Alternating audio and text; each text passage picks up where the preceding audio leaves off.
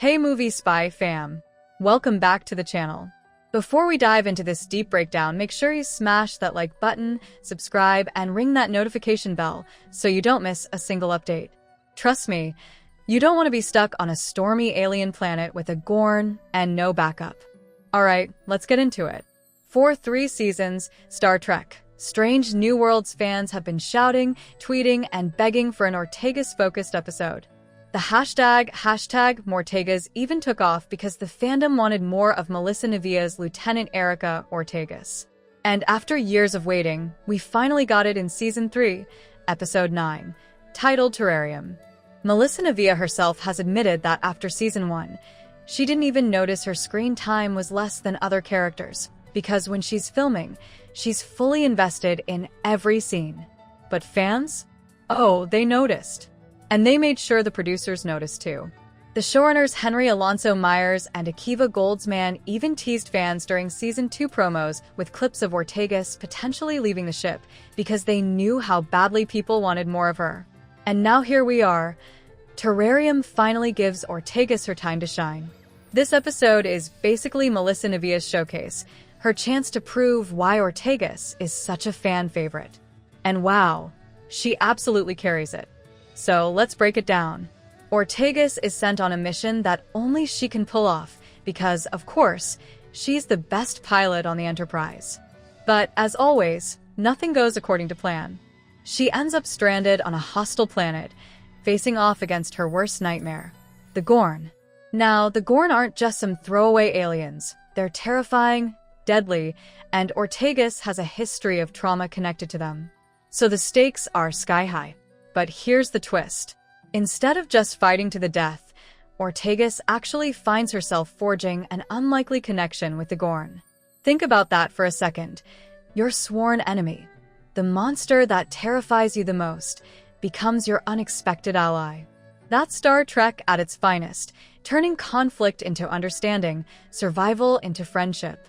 Now, Melissa joked in her interview that Ortegas-away missions are basically cursed. If there's a paradise planet with beaches, cocktails, and hammocks, yeah, she's not going there. Instead, she gets storms, ash, debris flying everywhere, and near-death situations. Classic Ortegas luck. Faced with tears of joy. Behind the scenes, this episode was brutal to film. Melissa said it felt like doing a Marvel movie. Director Andrew Kautz and writer Alan McElroy really pushed her to her limits. There were massive fans blasting non-stop wind, dirt and soot flying in her face, and even the crew had to wear full protective suits and masks during filming. Navia actually lost her voice for months after, because of how intense it was. That's dedication right there. And get this, the rest of the cast?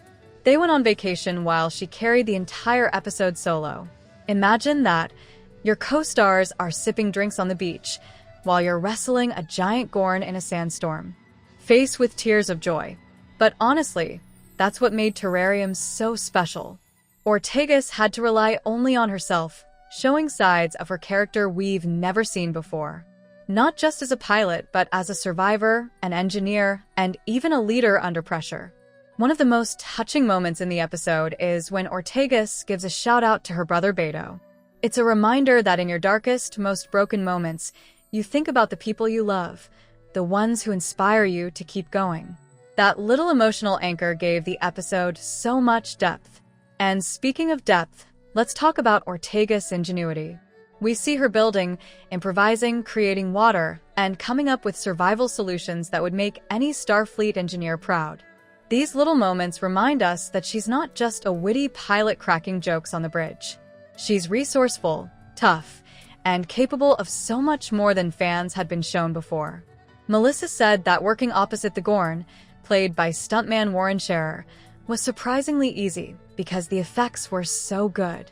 She really felt like she was facing a deadly enemy who slowly became something more, an uneasy friend. That's such a Star Trek vibe, enemies forced to work together, finding common ground even in disaster. By the end of the shoot, Melissa said she was exhausted, but in the best way. Producers even told her, after this, you could shoot a Marvel film because of how action-heavy and physically demanding it was. And honestly, they're right. This episode proves she's got blockbuster-level talent. Now, let's talk about the bigger picture. Production for Season 5 has already started, but here's the bittersweet part. Season 5 will be the final season of Strange New Worlds. Navia says it's tough to accept because the show has been such a unique creation, born during the pandemic and thriving against all odds. But she's also grateful that fans still have a couple of years of new Trek content to look forward to, including Starfleet Academy. So, what does this all mean? For 3 seasons, Ortegas has been the fan-favorite underdog. And with Terrarium, she finally gets her moment in the spotlight. It's messy, it's dangerous, it's emotional, but it's also inspiring. Fans wanted more Ortegas, and now we have proof that she can carry an entire episode on her shoulders. Alright, movie spy crew, it's your turn.